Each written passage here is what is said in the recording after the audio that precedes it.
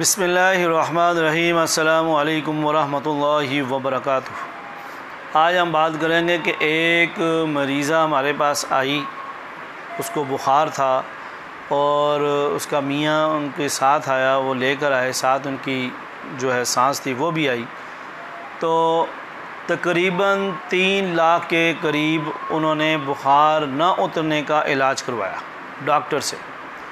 देखें, मैं हमेशा ये कहा करता हूँ कि जब भी कोई बच्चा बीमार हो, भी कोई घर के अंदर कोई सिलसिला हो, कोई ऐसा कोई बीमारी का, तो आप पहले अल्लाह की तरफ रजू करें, सदका करें, पढ़ाई करें, अल्लाह की तरफ ध्यान करें और शहद खिलाएं, या इसके अलावा जो पढ़ाई है, कुरान है, सूरह फातिहा है, वो पढ़कर आप पानी पे दम करके वो पिलाएं, तो हम फ़ौरन डॉक्टर की तरफ दौड़ पड़ते हैं। तो ये कमज़ोर यकीन है, दौड़ते हैं कि हम ज़्यादा बीमार ना हो जाएं, तो इसलिए ज़्यादा आप डॉक्टर की तरफ फ़ौरन मत दौड़ें।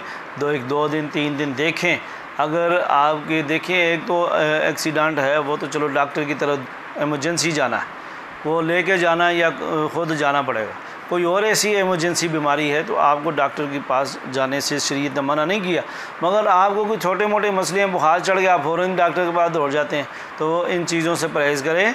और मैं जिस मरीज़ की बात बता रहा हूँ कि तकरीबन 3 लाख के करीब वो लगा कर आए वापस, और उनका बुखार नहीं उतरा था। तो अल्हम्दुलिल्लाह उनको सिर्फ़ कुरान की एक आयत बताई है, तो अल्लाह के फजल व करम से उसी दिन बुखार उतरा है। उनको यही कहा था कि ये आयत आप पढ़ें, अल्लाह के फजल व करम से आपके 24 घंटे के अंदर ये बुखार उतर जाएगा।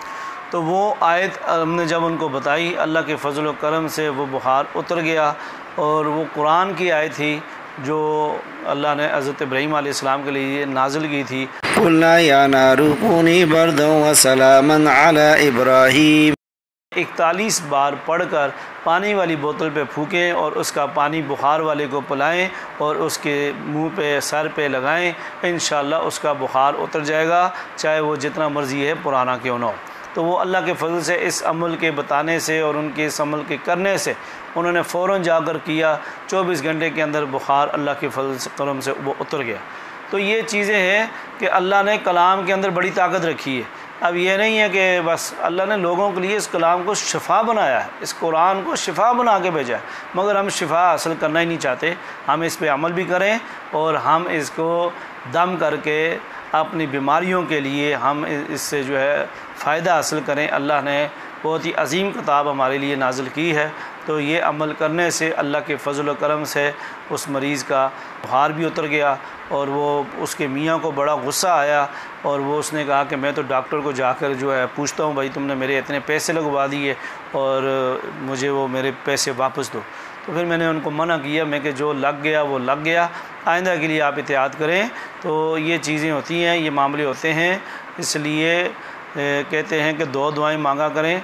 एक, अल्लाह आपको कभी थाने का मुंह ना दिखाए, और दूसरा आपको कभी हॉस्पिटल का मुंह ना दिखाए। ये 2 दरवाज़ों से पनाह मांगा करें। ये 2 दरवाज़े ऐसे हैं, थाना, कचहरी और हॉस्पिटल। ये 2 दुआएं मांगा करें, हमारे बुज़ुर्गों ने बताई हैं। जिसके दरवाज़ों के अंदर आप चले जाएं तो आपका लाखों रुपया उजड़ जाता है, तो आपकी बीमारी का भी पता नहीं चलता। रिपोर्टें टेस्ट होते रहते हैं और आपको आपकी बीमारी का पता नहीं चलता। मज़ीद आप बीमार होकर आ जाते हैं या आप अगले जहां पहुंच जाते हैं। इसलिए कोशिश किया करें, अल्लाह की तरफ ध्यान किया करें, अल्लाह को नाराज़ न करें। जब अल्लाह की तरफ ध्यान करेंगे, अल्लाह ताला हमारी सारी बीमारियों को ख़त्म फरमा देगा और हमारी मदद फरमाएगा। हमारे हर रूहानी व जिस्मानी मामलों को अल्लाह ताला बेहतर कर देगा। अल्लाह ताला हमें अमल करने की तौफ़ीक़ नसीब फरमाए। आमीन वल्हम्दुलिल्लाहि रब्बिल आलमीन।